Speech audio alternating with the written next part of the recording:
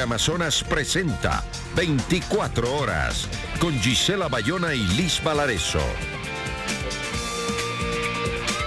¿Qué tal? Muy buenas tardes con todos. Bienvenidos a 24 horas. 3 instituciones responden a las denuncias ciudadanas sobre fallecidos que integran el padrón electoral y defendieron las inconsistencias normales que pueden existir en este. ¿Qué tal? ¿Cómo estás, Liz? Muy buenas tardes. Muy bien, Gisela, ¿qué tal, amigos? Buenas tardes. Una de ellas es el registro civil, que finalmente explicó cómo realizan la inscripción de funciones.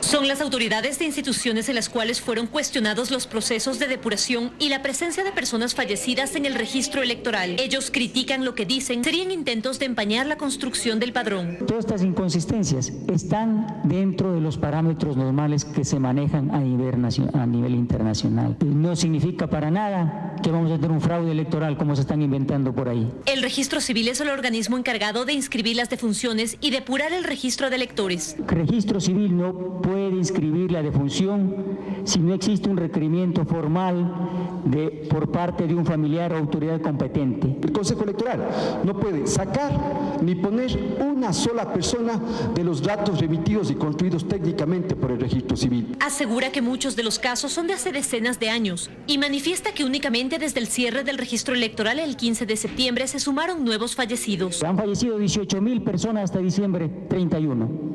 Quiere decir que esas personas van a constar en el padrón electoral, pero por favor no van a votar. Una tercera institución presente fue el INE, que explicó su trabajo de estimación de personas presentes y defienden que no puede compararse el registro electoral con las proyecciones poblacionales del INEC. No tiene nada que ver con el padrón electoral. Es más, históricamente desde los años 90 siempre ha habido una diferencia entre el padrón electoral y las proyecciones de aproximadamente un 8% en promedio. Esta es la respuesta del INEC a la denuncia que hiciera en días pasados la Comisión Anticorrupción en los exteriores de la Organización de Estados Americanos, OEA. En Quito, María Gracia Costa, 24 horas. Los votos nulos y votos blancos, si bien no son considerados votos válidos, sí influyen en el universo total sobre el que se calcula el porcentaje que obtienen los candidatos. Así lo manifiesta un matemático que fue parte del Consejo Nacional Electoral y explica cómo esa decisión podría beneficiar a quien esté en primer lugar.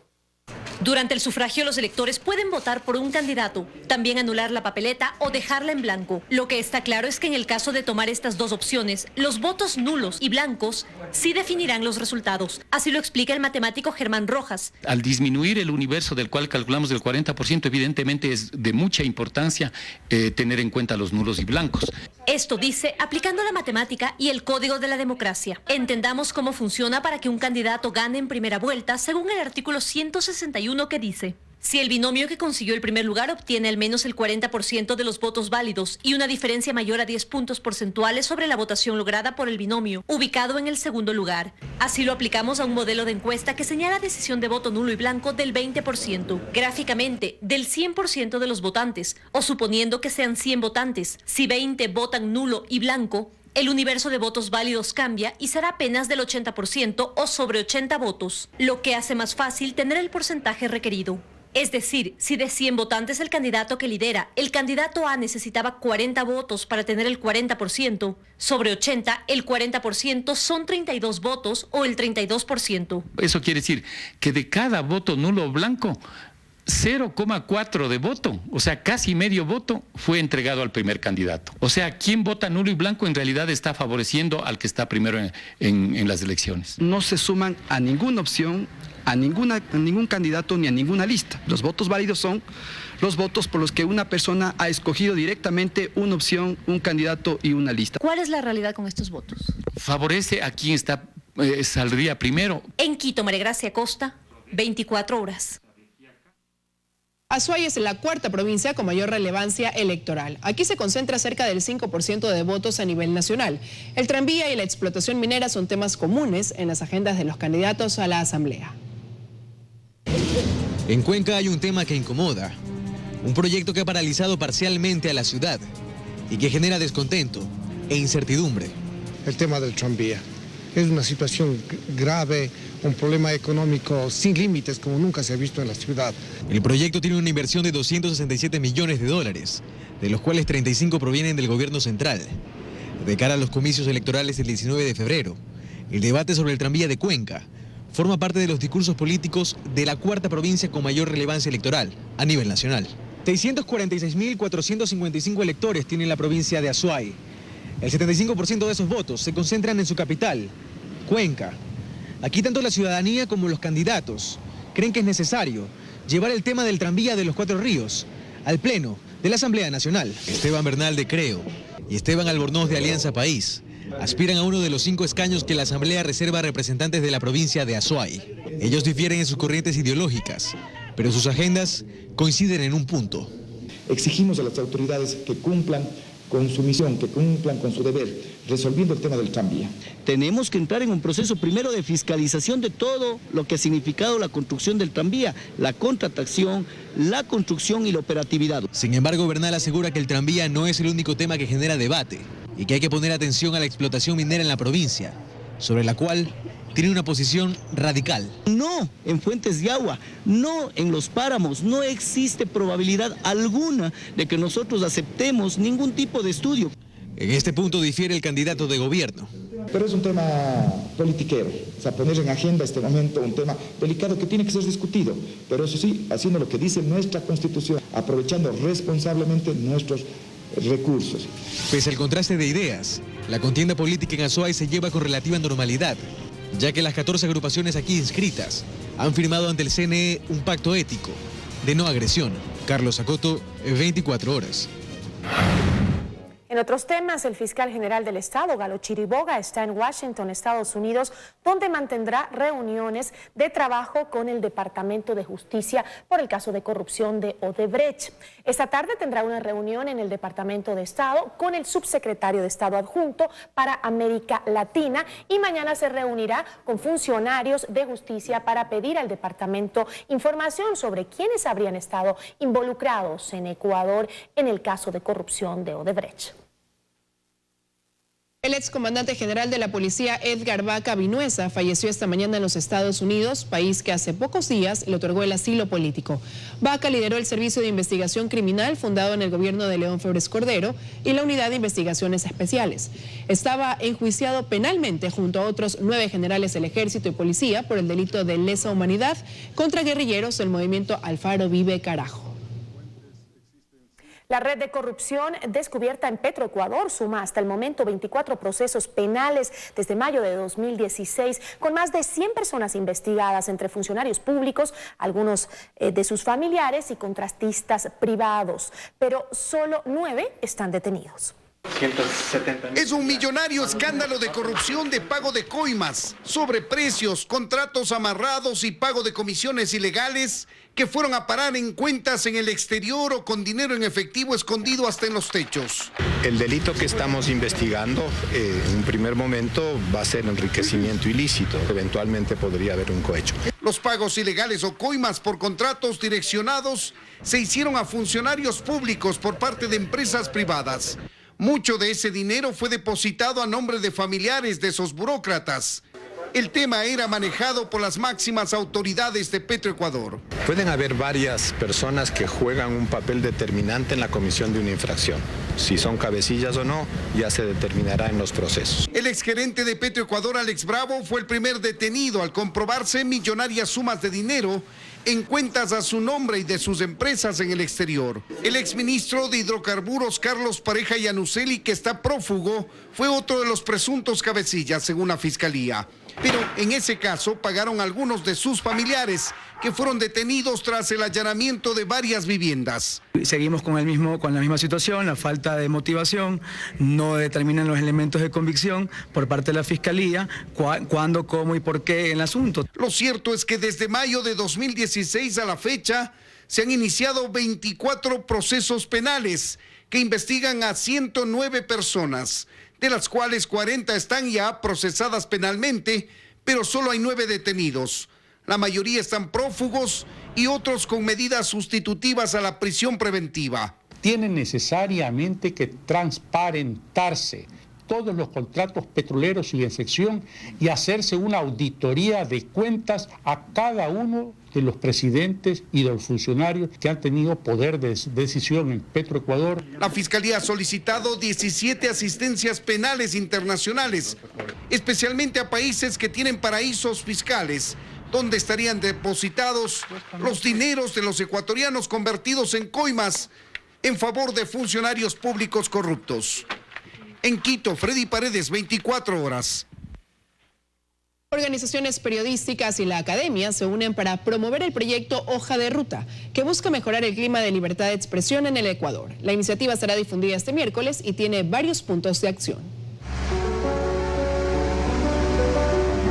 Es el camino o la hoja de ruta para comprometer a la sociedad y a las instituciones a mejorar las condiciones para el ejercicio de la libertad de expresión. Es una propuesta que llevan adelante las asociaciones Mundial y Ecuatoriana de Periódicos, Fundamedios y la Universidad Andina Simón Bolívar. Que la pelea o la disputa se ha centrado básicamente en la prensa, eso es una cosa, pero este es un tema que concierne a todos los ciudadanos. No es una cuestión clasista ni gremial, es un tema ciudadano.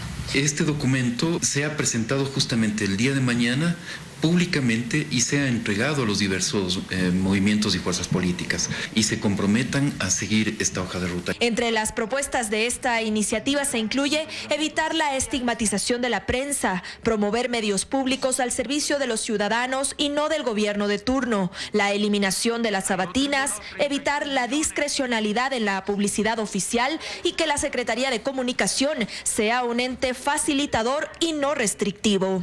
Es volver a un periodismo real, un periodismo de investigación serio, que no se ocupe necesariamente solo de la corrupción, que no se dejen marcar más por lo que se dicta en una cadena. A que se paren los juicios contra periodistas, que el sistema judicial deje de utilizar esta figura de la contravención para castigar la opinión. La propuesta Hoja de Ruta será presentada oficialmente este miércoles a las 17 horas en el Salón Olmedo de la Universidad Andina Simón Bolívar. Ana María Cañizares, 24 horas.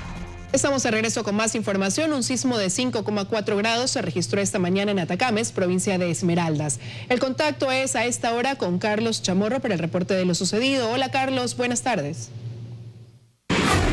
Gracias compañeros en estudios, amigos televidentes, muy buenas tardes. Hasta el momento no se han reportado daños ni mayores afectaciones por el sismo sentido esta mañana aquí en la provincia de Esmeraldas. El COE provincial ya se encontraba reunido debido al simulacro de tsunami que se desarrollaba en esta provincia y en la provincia de Manabí. El temblor de 5.4 se sintió en momentos que se desarrollaba el simulacro de tsunamis y terremotos en el que participaban moradores, estudiantes y trabajadores. Atención, atención. Esto es un simulacro de tsunami. Las cámaras del ECU 911 se mantuvieron en constante monitoreo. No se han reportado afectaciones a estructuras o vías. Varios padres de familia prefirieron retirar a sus hijos de los centros educativos, pero la asistencia no fue suspendida por las autoridades. Al momento se siguen receptando informes de los diferentes lugares de la provincia. Continuamos con ustedes en estudios. Muy buenas tardes. Buenas tardes para ti también, Carlos. Muchísimas gracias. El arroz peruano ingresa en pequeñas y grandes cantidades libremente por la frontera sur. Esto ocurre pese a los operativos de control que cada cierto tiempo se realizan.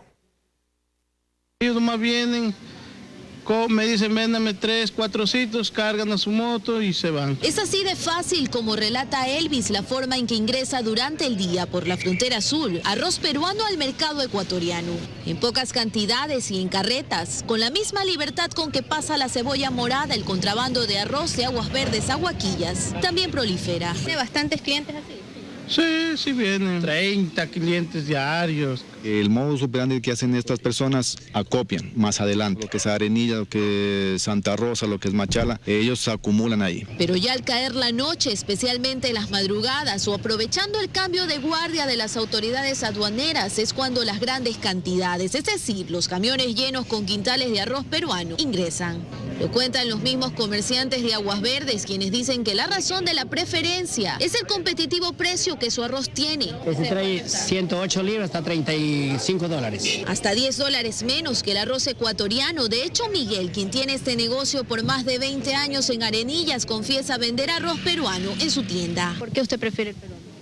porque está más barato y de mejor calidad. Mientras que Wilson, cuyo negocio de toda la vida había sido llevar arroz de Macará y Santa Lucía a la provincia del Oro, lamenta estar en la quiebra. Antes vendía, por decir, 1.500 sacos de arroz. Como la competencia del Perú en sí es bastante, entonces he bajado a unos 500 sacos. Las autoridades aseguran que quincenalmente se realizan operativos contra el contrabando en la provincia que dejan buenos resultados, aunque no difunden cifras. La aduana se ha encontrado en camino con sacos que no tienen documentos, inmediatamente es incautado. Pero pese a los controles en mercados de ciudades como Machala, es muy común encontrar arroz peruano de venta, incluso mezclado con arroz ecuatoriano. Por la calidad, porque es un arroz blanco que ha venido. Diferencia que facilita su identificación y la aplicación de la respectiva sanción. Ya se hizo el año pasado algunas clausuras de locales aquí. Cuento de nunca acabar, ironizan los vendedores del sector, mientras en las aspiradoras nacionales hay cerca de 80 toneladas de arroz esperando por comprador, lo que ya avisora una crisis en el sector.